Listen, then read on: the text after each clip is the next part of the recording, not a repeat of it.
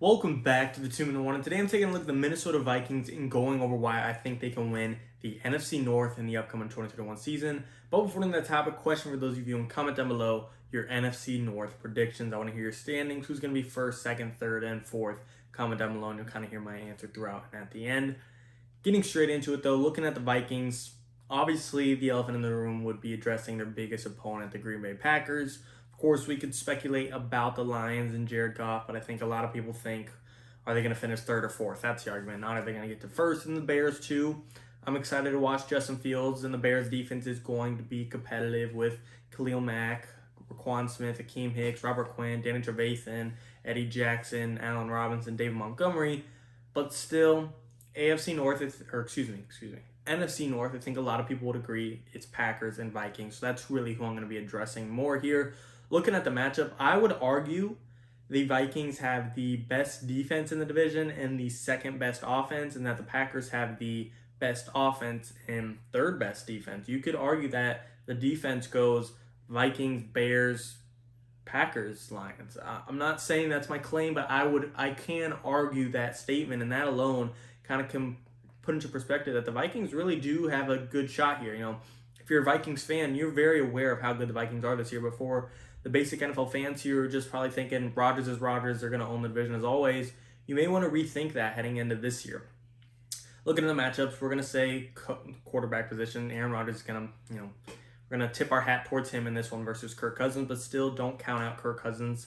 Looking at the backfield, though, this is where the Vikings start to favor over. I'm taking Dalvin Cook over Aaron Jones. No disrespect to Aaron Jones, just like no disrespect to Kirk Cousins, but the Vikings have the better backfield. Offensive line, Vikings don't have a pretty one. They have O'Neal, who's a good tackle, and they brought in Christian Darrisaw, which is actually a great addition, and Wyatt Davis, another guard in the third round. If both of those rookies can pan out, I could truly see the Vikings team possibly surpassing the Packers. I'm not saying they are today, but the reason being is the Packers, they had a top 2, top 3 O-line last year, but they lost Corey Linsley, who's arguably the best center of football, and David Bakhtiari is not going to be 110%. Those two positions being iffy can open it up. This is kind of a pick your poison thing, whoever you want here, a Vikings team that's improving or a Packers team that's regressing, yet they're starting from completely different areas or standpoints, however you want to call it. So kind of a toss up there, whoever you want. Receiving core, Devontae Adams, but then there's a Devontae Adams, Allen Lazard, Marquez Valdes-Scantling, or those two are kind of even in my opinion, but still the drop off is huge versus Jay Jettas, Adam Thielen, D.D. Westbrook, and the Jay Jettas, Adam Thielen argument's a whole nother video. I would argue Jay Jettas is better than Adam Thielen, but that's a topic for a whole nother video. Like I said, I would say, of course, Davante Adams is the best receiver in this division. He's arguably the best receiver in the league, but as far as depth and a receiving core as whole, I could argue that the Vikings is better. Jay Jettas is on the come up. If he is just better than he was last year, watch out. He was amazing last year, and this talk is now he's going to regress. He's not going to live up to it. He just can't repeat what he did. If the cat can top last year, watch out for the Vikings, because I'm being serious. They're going to have a very lethal offense. And Adam Thielen is as good as a number 2 wide receiver as you could get on your team. And I'm really a big fan of the D.D. Westbrook addition. It's nothing huge. It's not monumental and going to change the Vikings, but I like him as possibly their third or fourth best option. If he's on a team and he's their first or second best option, good luck. But when he's a guy that's got some speed and could be your third or fourth best option on a fly route or in a sticky situation or just even a special teams player, that's going to be a good addition for them. I like him over Chad Beebe. Irv Smith Jr., a lot's going to be depending on him. Can he outmatch Robert Tonyan on the Packers, who's an up-and-coming tight end? We'll just have to see. He's given the role with no Kyle Rudolph, but can he live into it? Can he fill the shoes of being a great tight end for this team? So the offense, like I said, I would give it to the Packers for now, but I'm not acting like it's the Packers and the Packers only. It's not written in stone. They hold the crown, but the Vikings are coming for the crown, and they're capable of taking crown. So as far as the defense goes, like I said, I like the Vikings defense as the best defense in this division. I do think you could debate them or the Bears, but looking at them versus the Packers, outside of Jair Alexander, I'm taking the Vikings. Zadarius Smith and Preston Smith are great, and there's still other great guys on there. Adrian Amos, Kevin King, but still, I'm taking Pat Pete, Hitman Harrison Smith. The Jeff Gladney thing's not the greatest thing, but still, they still have other guys on this team. Cameron Dancer, Xavier Woods, Bashad Breeland will have a bigger role. I still believe in their secondary, But where I'm liking them a lot is the front seven. Eric Hendricks fully back, Anthony Barr fully back, having them together, having Chaz Surratt, having Patrick Jones. A lot of this is going to be depending on the rookies. Can these rookies for the Vikings step up? Can just the new guys, and even if they're not a rookie, a Bashad Breeland, a Surratt, a Jones, a Christian Darrisaw, a Wyatt Davis, a D.D. Westbrook, Irv Smith Jr. He's not new, but new to being the number one guy. Can these new guys step up? That's why the Vikings really need to, or that's what the Vikings really need to pan out for them. But like I said, continuing the front seven, Eric Kendricks, Chaz Surratt, Anthony Barr, Weatherly, Daniil Hunter, of course, Michael Pierce, Dalvin Tomlinson, and what's the other? Sheldon Richardson. That's a great front four pass rush. I'm not sure how they're going to work it out. There's a lot of big men in there. But even though Richardson, Pierce, and Tomlinson aren't those guys that are going to get you 10 sacks, those are some big boys that are going to crowd the box and open up some one-on-one matches for Daniil Hunter to have a career-high season. I've said it time and time again. I think Daniil Hunter is going to top his record of 14.5 sacks for a number of reasons this year. This is the best defense he's played with in a while, if ever. 17 games, and he's just hungrier than ever. Hasn't played in a year. Those three reasons, I don't see why he can't top 14.5 sacks, in which he's had back-to-back years. I think now he's going to hit that next level and wants to prove he's worth the money he's talking about. Again, the Vikings, one of the things I like about their team is that there's no weak spots. They're a very well-rounded team. You can nitpick the offensive line.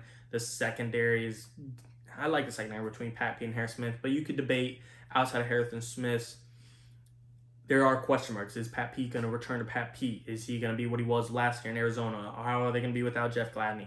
How is Irv Smith going to play in the role? You can nitpick them. No team's perfect, but as far as a well-rounded team goes, the Vikings are the definition of it, in my opinion. Therefore, I like them to have a great chance of taking out the Packers. The Packers are one of those teams that they don't have well-roundedness, but they have some of the most top-tier talent league. A top-2 quarterback, a top-2 receiver, amazing pass rusher, a top 2 corner. They got specks of talent throughout, but those specks of talent are so talented. They're tier 1 guys that they're well-rounded. Their lack of well-roundedness, their gaps and holes don't really matter because they have the type of talent to compensate. Whereas the Vikings, they're just they're talented throughout. That was a little wordy and I messed that up there, but you guys know what I mean. This is really a toss-up division, and I can't pick my winner today, but I'm saying the Vikings can win the NFC North. This is why they can do it. They have arguably the best defense in the division and a top 2 offense in the division that is there for the taking. Those are just arguments. Don't quote me on those, but you can't tell me they aren't at least contending for it. Of course, you could 100% argue that the Packers offense is better than the Vikings. I would say it is today, but I'm just saying the Vikings have that potential to go to the next level, and you could say the Bears defense is better today. But the Vikings have that potential to go to the next level, and I just really like this team to shock a lot of people in the NFL. I predicted the Vikings to be my dark horse Super Bowl team out of the NFC. Outside of the obvious ones of the Packers, the Rams, the Bucks, Seahawks, Niners. Vikings are one of those teams swimming around the wild card round, the playoffs, winning the division that I don't think a lot of people are talking about, or not enough people are talking about. And I do think they're a sneaky team that's going to make some noise in the playoffs and be a dark horse Super Bowl team. And just with that amount of talent, if this team could stay healthy, that's what killed them last year. They were one win away from being a playoff team last year, and they couldn't have caught the injury bug worst. Now this year, everyone healthy, making new additions, everyone just demanding more out of themselves with more experience, more reps, such as Jay Jettas. If Dalvin Cook can play all 17 games, if Kirk Cousins can set another record of passing touchdowns in a single season, if the offensive line can improve, if Mike Zimmer can step up to the defense he's expecting out of himself, Pat Pete can be in the best form he's been in a while. I'm not expecting 25-year-old athletic Pat Pete, but still, if he could be better than he was last year, live up to being a top 10 corner again, I really like this team to steal the division from the Packers and make a deep playoff run that no one is talking about. Again, I'm not picking them to win the Super Bowl. They're not my favorites, but they're a team that I would watch out for, and they're a team I do not want to play in the playoffs. You guys tell me, though, do you agree or disagree? I truly think they can steal the division and win the division in the NFC North. I do want to hear your predictions, though. Like I said, guys, what's your standing prediction? I'm going to go Vikings, Packers neck and neck. It's going to come down to a divisional rivalry. The way I see it, the Vikings stole one from them last year. And Dalvin Cook did that pretty much by himself. If he has his whole team to step up behind him, his defense, Kirk Cousins plays amazing. Watch out. It's neck and neck. We're just going to have to see how that division matchup plays off. And with the Packers being, on edge with Aaron Rodgers just not knowing how it is, that could cost them a loss or two in the season that they're usually not used to due to the uneasiness that there is in that locker room, in the front office, whatever you want to call it. So they're neck and neck. I can't really pick, but I'm saying the Vikings can steal, which a lot of people probably don't think they can. The Bears at number 3 and the Lions at number 4. As always, and of course, guys, tell me what you think, and thank you for watching 2 in the Warning.